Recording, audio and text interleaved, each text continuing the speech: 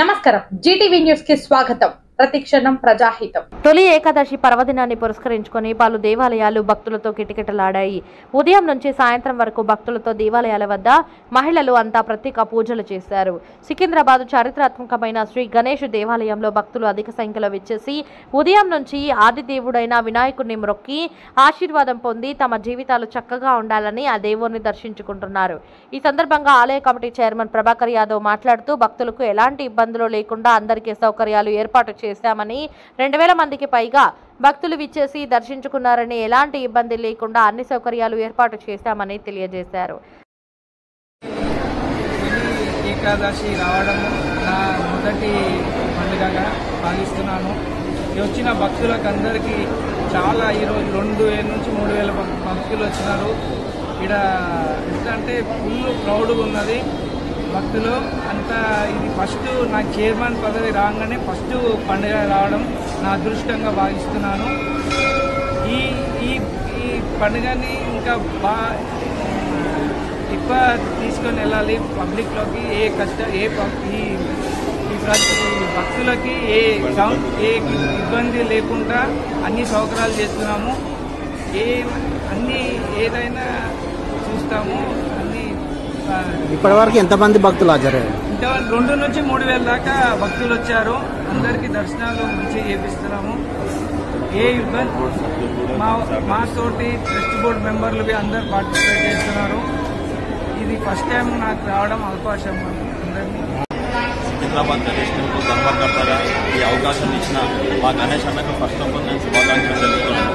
అదేవిధంగా ఈరోజు తొలి ఏకాదశి పండుగకు భక్తులందరికీ ఎలాంటి ఇబ్బంది లేకుండా దాదాపు ఇప్పటికీ ఒక 3000 మంది దర్శనాలు చేసుకున్నారు. ఎవ్వరికి ఎలాంటి ఇబ్బంది లేకుండా మంచి మా చైర్మన్ గారు మేము మెంబర్స్ అందరం కలిసి మంచిగా భక్తులందరికీ దర్శనం చేయించాము. ఈ అవకాశం ఇచ్చినందుకు మా గణేష్ అన్న గారికి కృతజ్ఞతలు తెలుపుతున్నాం. విఐపీలు వస్తున్నాం, నార్మల్గా మేము దర్శనం చేయిస్తున్నాము. ఇక మాకు పెద్ద పండుగ గణపతి పండుగ కాబట్టి ఆ రోజు మంత్రులు, మినిస్టర్లు, ఎమ్మెల్యేలు అందరూ వస్తారు. ఇప్పుడు భక్తులందరికీ ఎలాంటి ఇబ్బంది లేకుండా దర్శనం అయితే చేయిస్తున్నాం. విష్ణుమూర్తికి సంబంధించినటువంటి ఏకాదశి, ఈ ఏకాదశి వ్రతం కూడా ఉంది. ఈ సంపూర్ణమైన ఏకాదశి వ్రతం ఉంటే దశమి సాయంత్రము ఏకాదశి నిరాహారము, ద్వాదశి నాడు ఒక పూట ద్వాదశి పాలన ఉపవాసం చేసుకొని విష్ణు సహస్రనామాలు కానీ లేదా నారాయణ కవచం కానీ రామాయణం కానీ ఇవన్నీ కూడా చేసుకుంటే సంవత్సరానికి 24 ఏకాదశులు ఉంటాయి.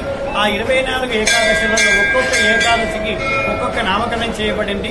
ప్రతి మాసంలో తెలుగు మాసంలో 2 సార్లు ఏకాదశులు వస్తాయి. ఇది అలాగే ఆషాఢ శుద్ధ ఏకాదశి. దీన్ని వైకుంఠ ఏకాదశి, పెద్ద ఏకాదశి అనేటువంటి పేరు కూడా దీనికి ఉన్నది.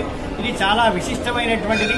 ఒకవేళ ఈ ఏకాదశి నాడు ఉపవాసం ఉండి వెంకటేశ్వర స్వామిని కానీ విష్ణుమూర్తిని కానీ ఆరాధించినచో ఈ సంవత్సరం మొత్తం కూడా ఈ వాళ్ళ యొక్క కుటుంబాలు ఆయుర ఆరోగ్య ఐశ్వర్యాలతో ఉండాలని వెంకటేశ్వర స్వామి ఆశీర్వదిస్తాడు అని చెప్పనని వేదాలు చెబుతున్నాయి.